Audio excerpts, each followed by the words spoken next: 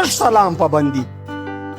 پوره یوه میاشت ما په ولاړه ګرځېدو تېره کړه دوی شپه ورځ پر ما په چغو او نارو تېره کړه چې په ولاړه به مې سترګې پټېدې له خوبه لا به په ما چې ناڅاپي چاپېره تلې له خوبه نو دوی به سترګو ته ترخې تودې اوبه راتوی کړې لکه د اور ګرمې اوبه به یې په زړه راتوی کړې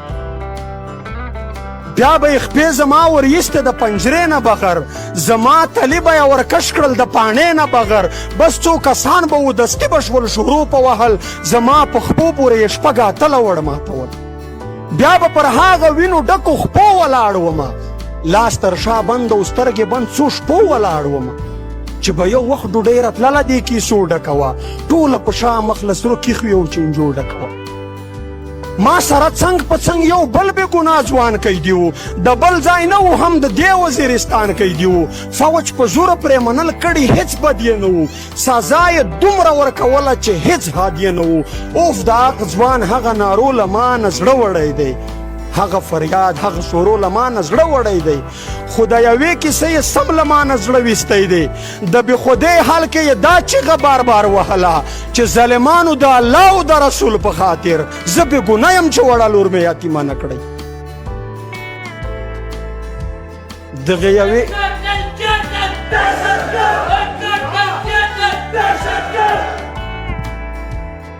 دغې یوې کیسې یې سم له ما نه زړه ویستی دی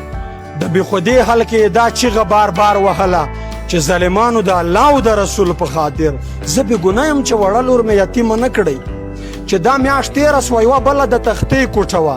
په دې کې بل رنګه ماحول و د بجلۍ کوټه وه د دې کوټې پر دیوالو عجب شیان ځوړند وو په چاړو غوځ غوځ حلال شوي انسانان ځوړند وو یو خوا جټکې پلس د نوکانو د ایستو سامان و بل خوا زنځیر و د پنسۍ ځوړندېدو سامان و زما لسو ته یې تر شا هتکړې واچولې بیا یې زما پر مخه تورې پټۍ واچولې پلس یې راواخیستو له ما به یې نوکان ایستل دغه نوکان یې تش په جرم د افغان ایستل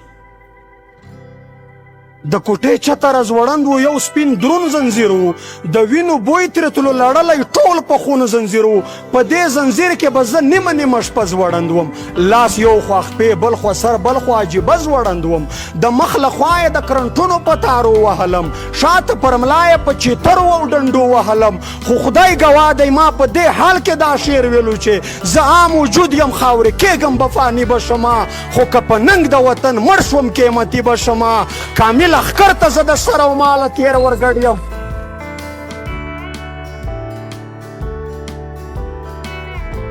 خو خدای ګواه چې ما په دې حال کې